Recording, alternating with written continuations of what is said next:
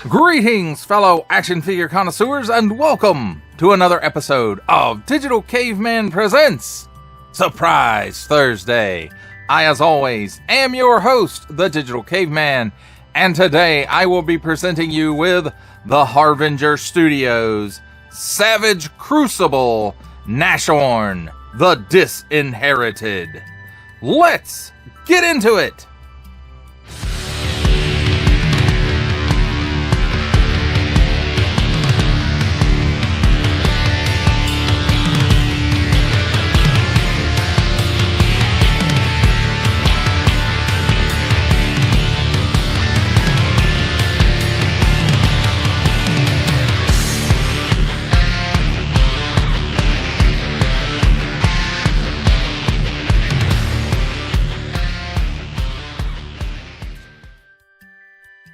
Let's start things off with a look at the packaging. And here on the top, warning, don't stick things in your pie hole that do not belong there. Savage Crucible Nashorn The Disinherited. And then it's got some nice artwork there in the background of it. And it's a blown up version of this on the front. It's also on the side here and on this side as well. So here's the whole artwork right here. Very cool looking. Savage Crucible. On the bottom, Harvinger Studios. Warning! Attention, Octoon, don't stick things in any language file that do not belong there. Don't give it to babies. There's an address if you want to write them a letter or something, and a barcode made in China.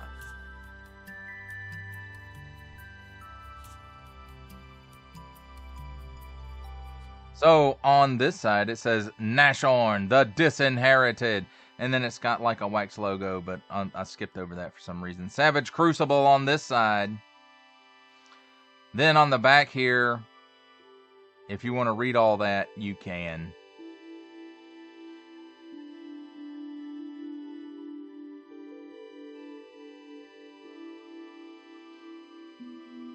And Savage Crucible at the bottom. Harvinger Studios. But wait, there's more! Got a little piece of Velcro in there, and you undo it and open it up, and guess what? There's a window in here showcasing the figure and the accessories, and you know, nice looking. And here's a bio on Nashorn if you want to read all that. Feel free to pause it and do it here.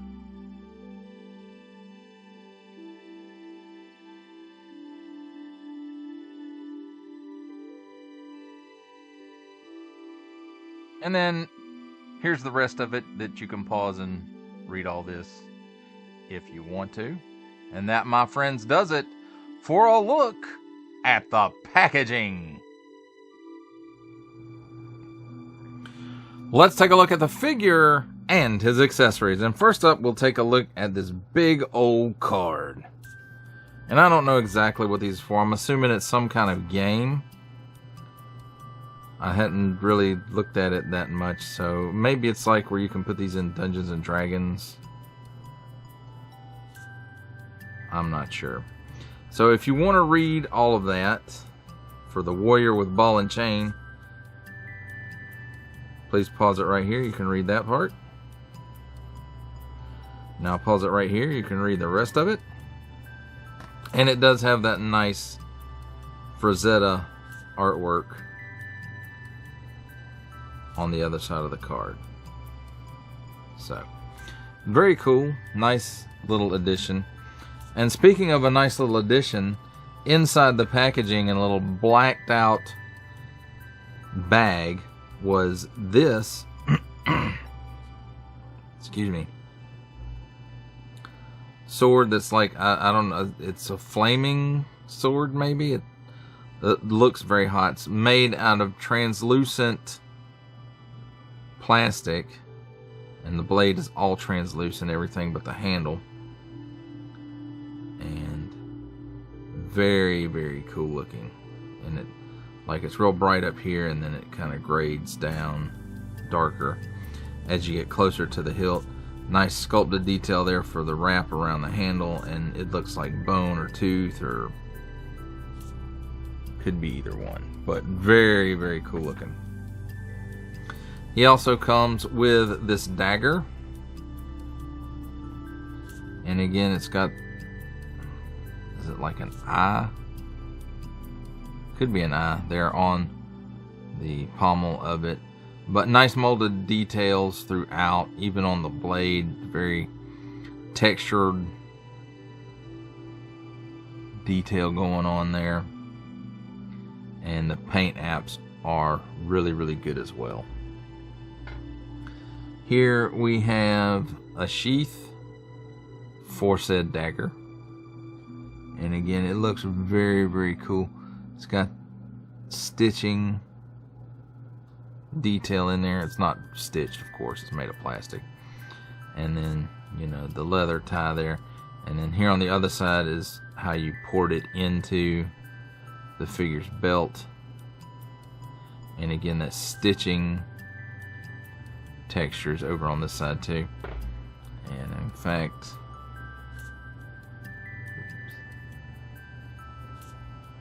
it goes in there pretty good and stays due to friction pretty good as well. So next up we have his sword. And again, the paint apps on this are nice. Lots of molded detail in there. I mean, look at the nicks and stuff in that blade. It's been well used. And then the hand guard and just all this color in the silver.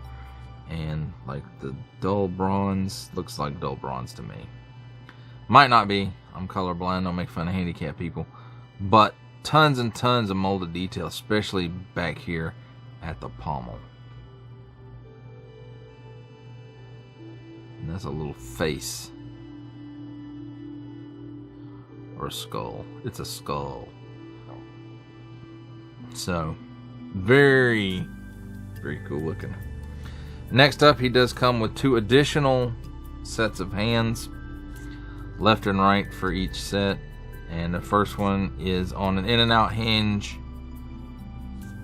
and nice molded details. It's like splayed fingers reaching out to grab. So very, very cool looking. And again, there's 2 of those, a left and a right. Nice molded details in there. You can see fingernails. You can see like the folds in the skin there at the knuckles, knuckle joints.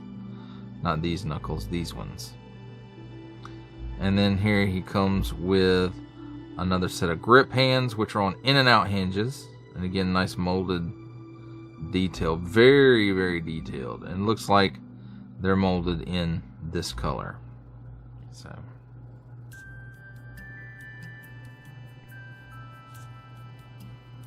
So very, very nice.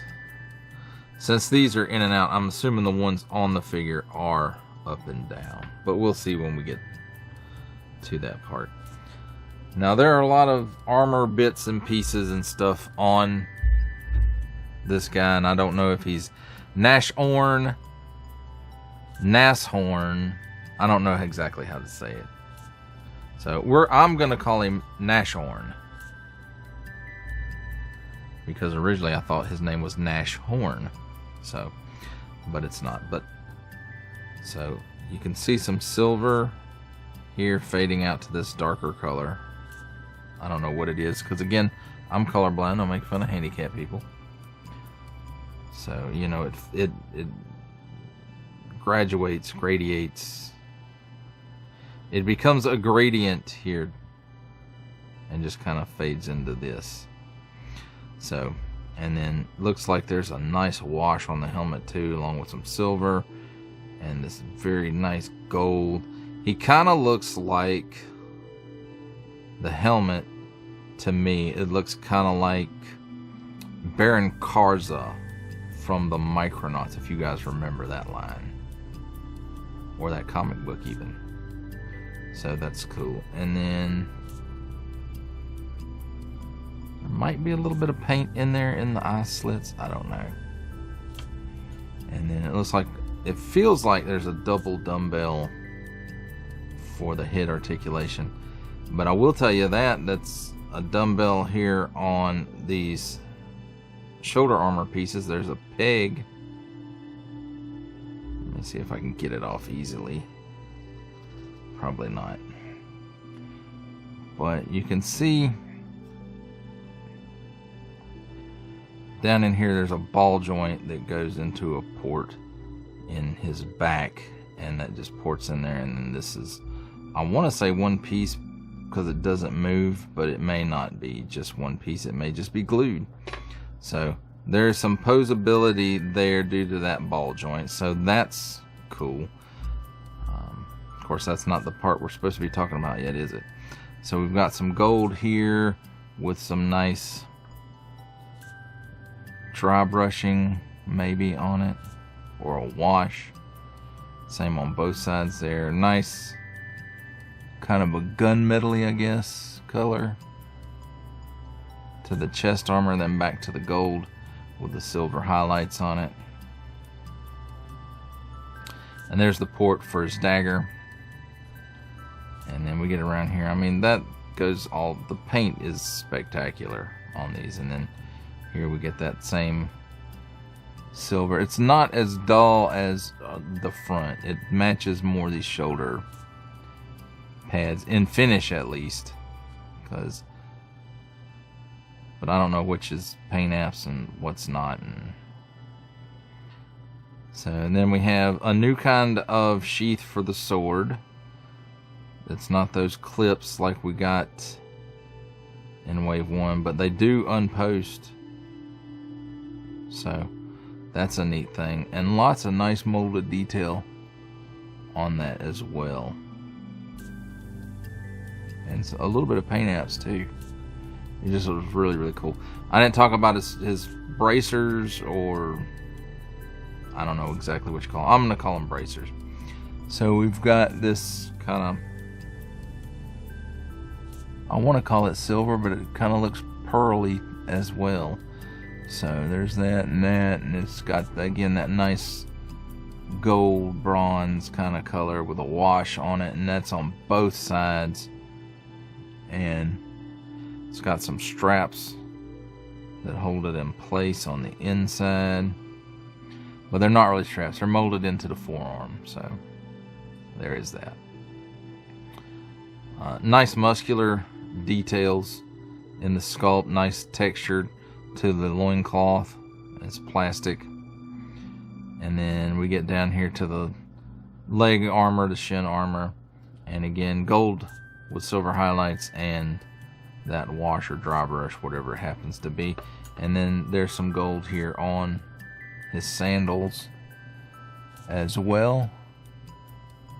And then nice textured details on the bottom of those too. Now, I did mention these are removable. You can remove them if you want. So let's take a look at his articulation. Wow. He only looks up that high. He can look down that far though, because he's looking down on everybody. And let's see. He's got a little bit of chicken neck in there, not a whole lot. Tons of waggle though, and he can do the full exorcist. Now at the arm, you do have to kind of swing it out a little bit, and now that piece finally has popped off. So you can swing that around all the way. Now this armor piece is also one you can remove, and it pegs in the back of the arm here, and I'm not going to pull it off because I don't want to. So he can lift his arm up just slightly under 90 degrees, it looks like. 360 degrees of rotation. There is a rotation at the upper bicep, but this piece is loose from this shoulder piece and the elbow piece. So it's like this piece runs all the way up into the arm. So it's a double hinged pinless elbow. And it's like this is a separate piece, and then it has hinges in the tops. Can't really see it here. So very nice looking. I wish it got a little bit more range. This is kind of holding it up, so there's that. And 360 degrees worth of rotation at the wrist, and it is on up and down hinges on these grip hands, and up and down on this side too. So I don't know 100% what's going on under this armor, but I think there's a cut here and then a cut at the waist, and in conjunction those can let him lean back that far, crunch forward that far, and I do feel like the armor here is hindering it just a little bit. He will rotate under duress 360 degrees at this upper torso cut. The lower one he will not rotate 360 degrees on, so there is that. At least I can't get him to do it. At the hips, let's see, no pull down, and I did have to heat this guy way up too, so get that much of the splits. He can kick forward, not quite 90 degrees. Back about that far, maybe a little over a full length of his foot.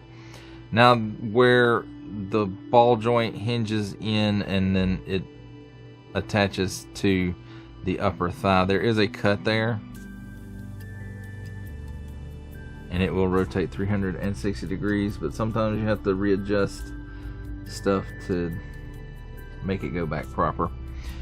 Now here at the knees, double hinged pinless knee, and I say pinless but there's no pin showing, so this knee part is a separate piece, and then it's got these hinges. This is similar to how the elbow works as well.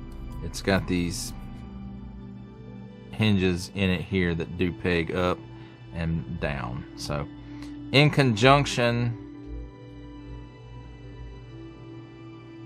it gives you that much bend, so very cool. And then it doesn't twist down here, and then at the ankle it does rotate all the way around because it pins in this way, and then at the ankle it tilts down that far, tilts up that far, and it does have a pin for rocker, so that's really cool. Now let me get him all geared up and I'll be right back. And here we have Nashorn all geared up. He can store everything on his person as long as he holds a weapon in his hand and fall down. So everything except for his spare hands can be put onto the figure. At one time, that is. So there you have it, my friends. A look at the figure and his accessories and accessory storage. It's time for my favorite part of a review, comparisons. And here we have the Harvinger Studios Savage Crucible Nashorn The Disinherited with the Harvinger Studios Savage Crucible 2025 Con exclusive Shield of Dazera and the Harvinger Studios Savage Crucible Lumerian Royal Guard.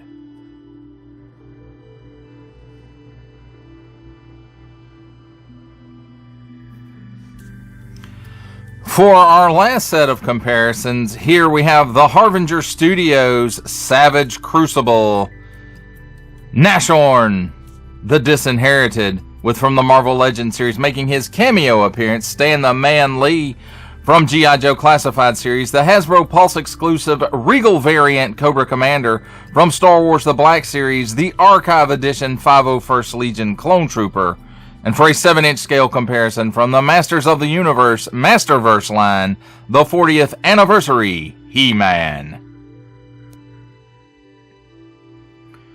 For final thoughts on the Harvinger Studios Savage Crucible Nashorn The Disinherited, I have to say I still haven't read the inside box flap to know his story, but I'm just going to go ahead and say this dude's a badass. He looks like a badass. And I really like this figure. I have to say, this is probably my favorite. I only have 3 Savage Crucible figures. But this one, I think, really is my favorite. He just looks like a bad guy who is ready to take on every single good guy who there ever was. The helmet on it reminds me, and I don't know if this is on purpose by the designers or not, but it reminds me of Baron Karza from the Micronauts, who kind of reminds me of Darth Vader. But this is like gold Darth Vader. Only a barbarian type. And just, I don't know. I mean, I like to go with these fantasy things sometimes and just kind of do my own headcanon. I'm going to eventually read the flap on the inside of the box just because, you know, I do want to know what the creators think this guy's story is and what I think his story is going to be. So, but I really like it. This is probably, out of the 3 Savage Crucibles that I have, this one is probably my favorite. This one is my favorite so far, and I think I'm gonna pick some more up, and probably gonna be some more of the human type. Maybe Warrior with Ball and Chain. Maybe Who-Man. I don't know about that one. But the other Barbarian guy probably for sure. And I think these will fit in nicely on my Mythic Legions shelf. The Lemurian Royal Guard certainly has fit over there for, you know, a little over a year now probably. And so I think this guy will too. I really like the deco on it. I like the finishes. I like the paints. And just the overall look. The horns are very, I don't know, evil magic-y kind of looking. And I like the way the shoulder armor poses on those ball joints with the posts. So that's a neat thing. I haven't seen that in another line before, and I like that. It's pretty cool. And I like when new things, I like when I see new things. I like when they work pretty well, and I think that works pretty well, at least with this armor. And I don't know how well it works with other stuff. We'll see. But yeah, I really like the way it works, especially with this guy. So if you're looking to kick the tires on a Savage Crucible figure, this is really one that I recommend. This is the one, at least out of the 3 I've got. This one, you know, he feels the most solid. He doesn't fall over. Mostly. Some poses do require extra support. And, you know, all of his joints came loose. And I can't say that for all Savage Crucible, unfortunately. Because I really like this line. And I like the decos on this line. And I just like the look of this line. And I like the unique joint system that they're using for the... Well, I don't know how unique it is. It's unique to me. I haven't seen the joint system like the elbows and the knees that they're using in a line before. So it may not be new. It may have been used before. I haven't seen it before. So, you know, I really enjoy that kind of stuff. And those joints, I think those joints look really good. But that does it for the review, my friends. I hope you enjoyed it. I enjoyed making it. Only support from viewers like you make this programming possible. Each view does count, and I do appreciate each and every single view I receive. Thank you, and thank you so very, very much for supporting this channel through viewing. If you are interested in supporting my channel further, I am now offering memberships at various tiers. Click the join button on my YouTube page, or check this video's description for the link and see if any membership offers are right for you, but only if you are in a position to do so. Comment below, like, share, subscribe. If you would like to see more content or just help the channel grow, or both, that's even better. And don't forget to ding that bell so that in the future you will be notified as my new content becomes available. That's a wrap, folks. I'll see you next time.